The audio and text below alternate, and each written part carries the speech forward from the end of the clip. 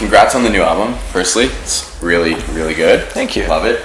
It's a huge departure from, stuff like Spitfire, and we kind of saw you starting to head in that direction with tracks like Easy, Language.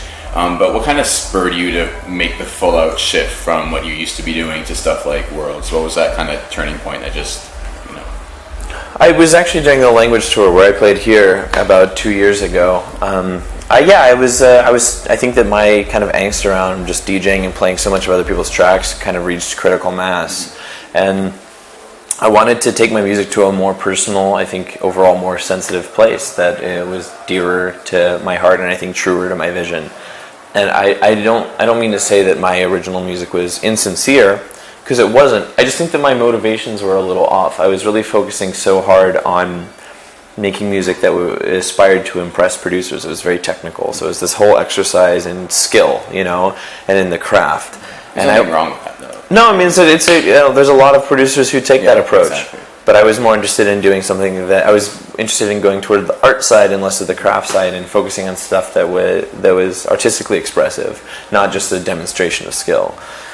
So I think that some of my early stuff was so technical, and in that way I lost the path a little bit. But moving towards making music that I think is riskier and more sensitive, more personal, just made me completely fall in love with writing music again, and I could never go back. And would you say that you felt like you were kind of starting to sell out, that's why you turned the other way, or? I mean, it depends on what you mean by sell out, because I didn't do any pop collaborations. I had nothing on the radar as far as that goes. I just think that I lost. You felt like you were heading down if you had stayed on that path. I think that if I would have kept producing that EDM stuff, I don't think I would have ever allowed myself to go into this like big pop collaboration route. I think that it would have been a big nothing, honestly. It would have kept like trying to make these club tracks that get progressively heavier, and you get diminishing returns from trying to make the most shocking drop possible.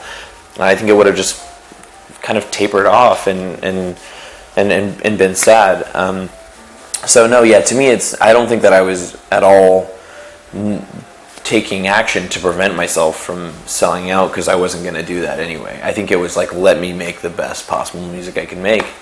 And I think luckily I'm surrounded by a lot of people who kind of trust me inherently, and my family and my managers. I showed them these ideas, and they were like, this is actually really next level and really awesome. And I was like, I think I'm going to do this full time. And we fucking did it. So did no one try to kind of warn you against it? Because like you said, it was kind of a risky move to go in this other direction. Did anyone tell you, maybe you want to stay with what you're doing, maybe you shouldn't do this so early in your career? Did anyone try to warn you against it? Oh, absolutely. I remember like I'd be talking to a promoter at a show, and I'd be like telling them a little bit about what my direction was, and you could always see the like look of like exasperation or concern in their eyes, where they're like, well, I guess you got to do what you got to do. They're like, you can so clearly tell that like this is totally gonna fail. I remember posting my Essential mix, my BBC Radio 1 Essential mix, my second one, which was again before the album came out.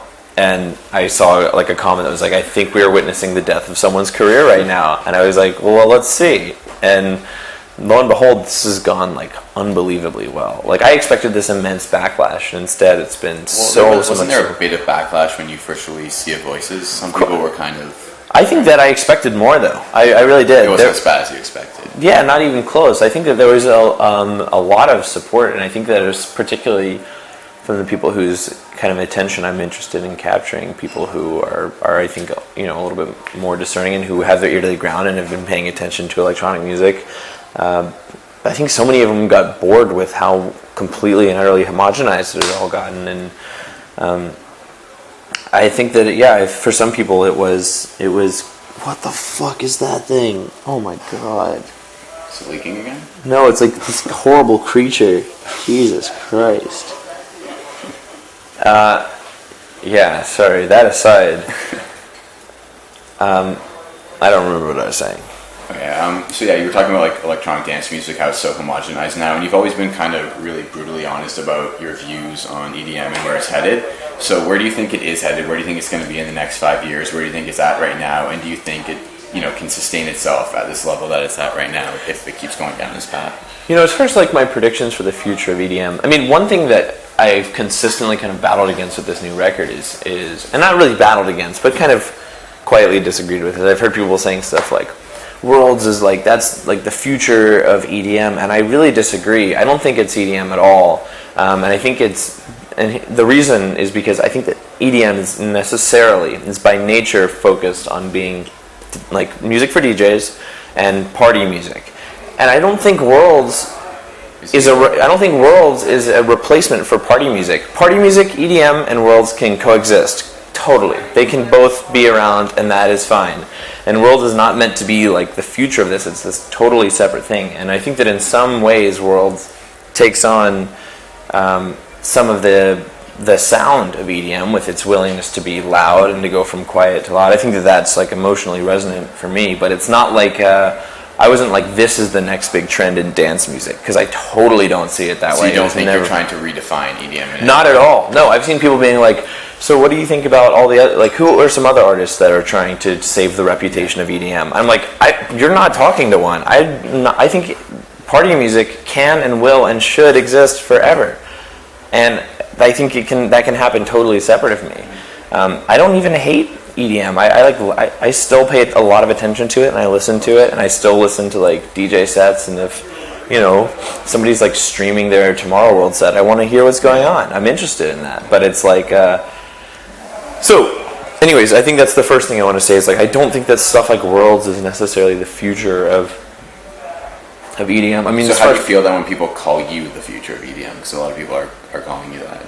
Yeah, I mean, I think that it's a mischaracterization. I think that, and it's a minor one, because it's electronic music, And I think that EDM has definitely come to represent a genre that's focused on like this big dance party thing, and electronic music isn't necessarily that.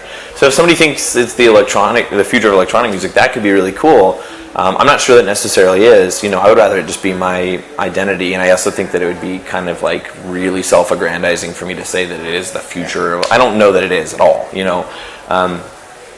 but I think that mostly comes from people who have it's mostly coming from people who are coming from a positive angle, and it's totally supportive, and so that's why I'm not like, fuck you, you're wrong. But I'm just like, in terms of the way that it's, the way that people think about it and kind of phrase it, I'm like, I have this little disagreement in my head.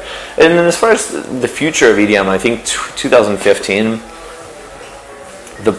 the popular kind of conversation surrounding EDM, most people who follow EDM and people who are interested about EDM on Twitter, like, I think that the consensus has kind of become that its most popular artists are kind of whack. I mean, I just think that that's the conversation that I see. It's like no longer cool to go to the main stage, So you see so much. I was at Tomorrow World last week, and like I kind of stayed away from the main stage. Yeah. I was kind of just checking out all the smaller stages, and that's where the real party was at. Yeah, and smaller guys.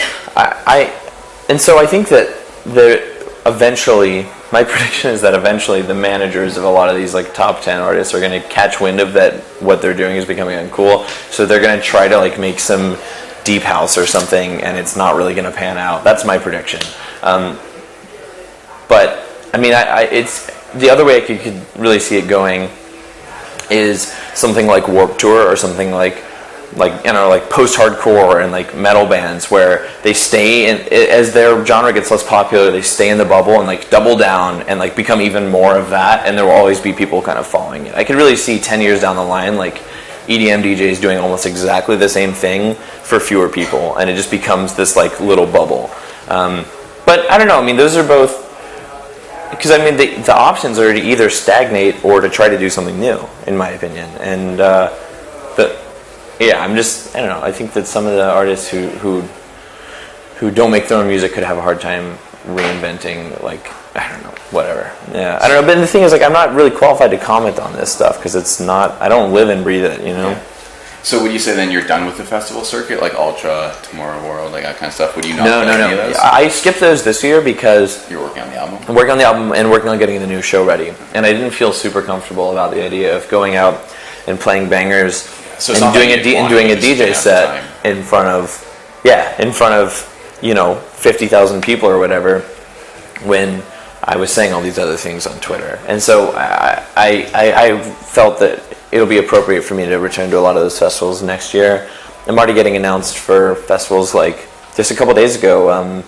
I think the lineup for oh man, they're gonna hate me for the fact that I can't remember if it's Snow Globe or Snowball because I think they're competitors. Sorry guys, but it's me and the top billed ones are me and Flume and Disclosure and Skrillex, which are all shows I would drop anything to go see. Skrillex DJ sets are so fucking fun, man. They're just the best. I just saw him in Tomorrowland. He was awesome. So I'm curious about the track Lionhearted. Yeah. Was that made with festivals in mind? Because everybody plays that out. Was that like the one track on Worlds that you knew people would play out and you wanted to have that one track that people would play at festivals? Or do you have no idea that would be... People play the RDU remix, and I think when I heard that one, I felt pretty sure that was. But it wasn't produced with festivals in mind. Definitely not. No. But I don't know. It's kind of like a chanty vocal, it's like an anthem. So. But yeah, the RDU remix has done real well in the DJ circuit. I've seen Cascade playing it, and I think Matty on it. So I don't know. Everyone's playing it. Yeah, that's pretty cool. I mean, it's funny because that remix, even me and Artie even talked about it. It's just a couple degrees removed from the original, but it just in that way becomes so much more festival ready and so much more kind of club ready. Yeah. So you're on this Worlds tour now, and you're doing everything live, which is kind of really cool. So where did that idea come from? What made you want to try that out? Because we don't see too many people doing that. Well, it's like almost a backwards way of going about it because the first thing I knew is that I wanted the show to be understood as being something different from my DJ sets, and so I mean the most natural, most common kind of way to do that is like, well, this is Porter Robinson live, and then we have the Porter Robinson DJ set, and so from there I was like, well, shit, how do I go about making this actually live? So I started running multi-tracks and doing instrumentation myself, pulling out parts and playing them, and once I started to do that, I got hooked. I was like, this is so fun and such a gratifying way to perform that I just did way more of it, and then it like really became the super live thing, and it feels great. Yeah, it's like totally rewarding, but I'd say the biggest advantage for me is the fact that it's all original music. That's so important to me, and it's so necessary. If I went to go see any of my favorite artists and they played 90% cover songs, dude, I'd be fucking pissed. I definitely want to move. I was moving from this DJ oriented path into more of an artist path, in my opinion, and I want to be known for my songs, so that's kind of where the idea of doing only originals came from.